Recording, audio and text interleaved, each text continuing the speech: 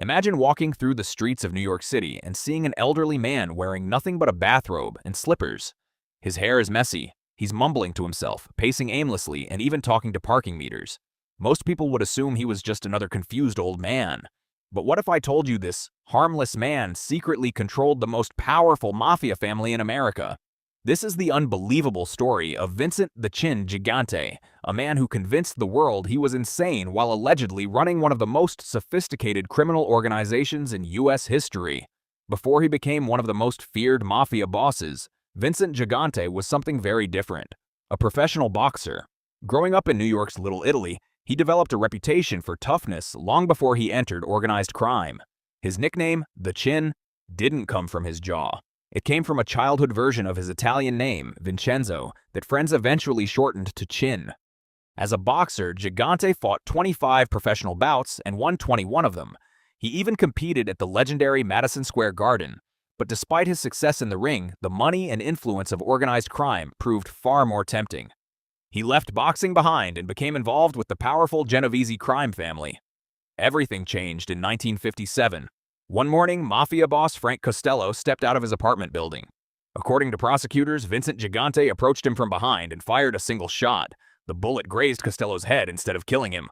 Although Costello survived, the message was clear. Rather than continue a bloody power struggle, he stepped aside. That failed assassination helped reshape the leadership of the American Mafia and cleared the way for Vito Genovese to take control. But Gigante's greatest weapon wasn't a gun, it was deception. For nearly 3 decades, he carried out one of the most convincing performances in organized crime history. He wandered New York wearing a bathrobe and slippers. He mumbled to himself in public, appeared confused, and behaved as though he suffered from severe mental illness. Neighbors pitied him. Passers-by ignored him. Many people genuinely believed he was incapable of running anything. The strange behavior earned him colorful nicknames like the Odd Father and the Enigma in the Bathrobe. To most of the public, he was simply an eccentric old man. Behind the scenes, however, investigators believed a very different story.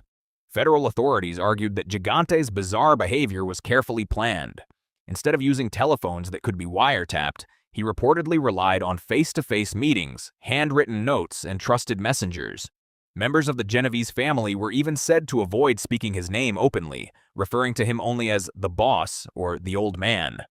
By keeping his profile low and limiting electronic communication, he made it extraordinarily difficult for law enforcement to build a case against him. While flashier mafia figures captured newspaper headlines, Gigante stayed almost invisible. Many investigators believe that quiet approach helped the Genovese family remain one of the strongest and most disciplined criminal organizations in the country. His private life was just as surprising. For decades, Gigante maintained 2 separate families. In an unusual twist, both women were named Olympia, making it less likely that he'd accidentally call one by the other's name. His own family also reflected remarkable contrasts. One brother became a mafia captain, while another, Louis Gigante, became a Catholic priest, community activist, and later a city councilman.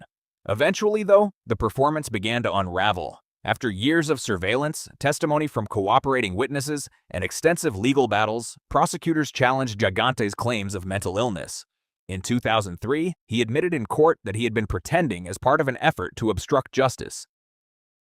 It was one of the most extraordinary admissions ever made by a mafia boss and confirmed what investigators had suspected for years. Vincent The Chin Gigante died in 2005, but his legacy remains unique in the history of organized crime. Unlike many notorious mob leaders who sought attention and cultivated larger-than-life images, Gigante built his power through secrecy, patience, and misdirection. His greatest disguise wasn't a fake mustache or a hidden identity. It was convincing millions of people that one of America's most powerful crime bosses was nothing more than a harmless old man wandering the streets in a bathrobe. Sometimes, the most dangerous people are the ones nobody thinks to notice.